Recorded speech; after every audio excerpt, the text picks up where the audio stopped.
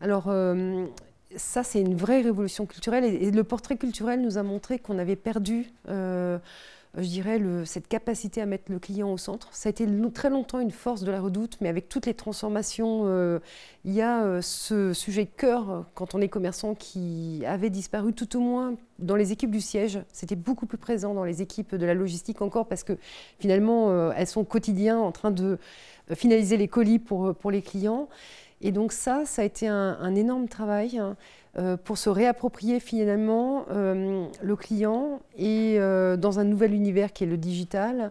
Et il y a des choses très simples qu'on a pu mettre en place puisque les clients nous laissent leur avis sur nos produits. Donc c'est comment on fédère en fait les équipes autour de ces avis clients, comment on anime les équipes autour de ces avis clients pour qu'elles répondent aux clients qui laissent des avis soit positifs, soit négatifs, qu'elles fassent évoluer leur offre en fonction des avis que les clients nous ont laissés.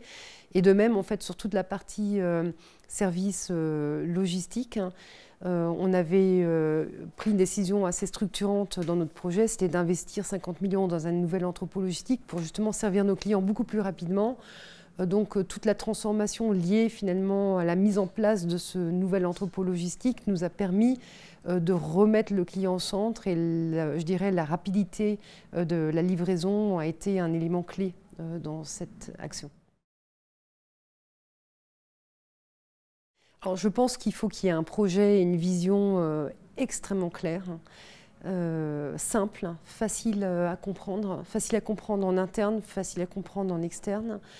Et après, c'est l'humain, c'est les collaborateurs, c'est leur capacité finalement ensemble avec l'équipe de direction de s'approprier ce projet et de le mettre en œuvre, de l'exécuter et de le faire vivre, de le faire évoluer. Parce qu'un projet à la base, en fait, voilà, il n'est pas figé, il doit évoluer, il doit vivre. Et cette capacité en fait, des équipes à s'approprier le projet, à le faire vivre et finalement à le faire évoluer, est clé. Et bien sûr, dans notre cas, je pense que ce qui a été clé, c'est d'avoir les moyens et les ressources financières pour pouvoir financer un projet d'une telle ampleur.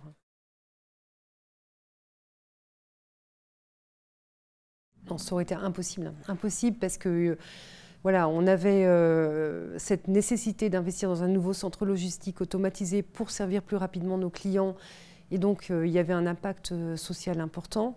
Donc un plan social à financer d'une part, d'autre part des investissements massifs à faire au-delà du centre logistique qui nous a coûté 50 millions d'euros dans nos systèmes informatiques pour être en capacité de servir nos clients en temps réel, donc de 30 millions d'euros. Et il y avait finalement les premières années, les 2 premières années de perte en fait à financer également. Donc vous avez besoin de trésorerie pour réussir ça. Alors bien sûr, normalement vous allez voir votre banquier qui vous prête généreusement l'argent, mais quand vous êtes dans une situation où tout le monde vous donne pour mort, c'est certain d'avoir été recapitalisé à hauteur de 500 millions d'euros était absolument nécessaire pour donner une chance en fait à la Redoute de se transformer et d'exister encore aujourd'hui.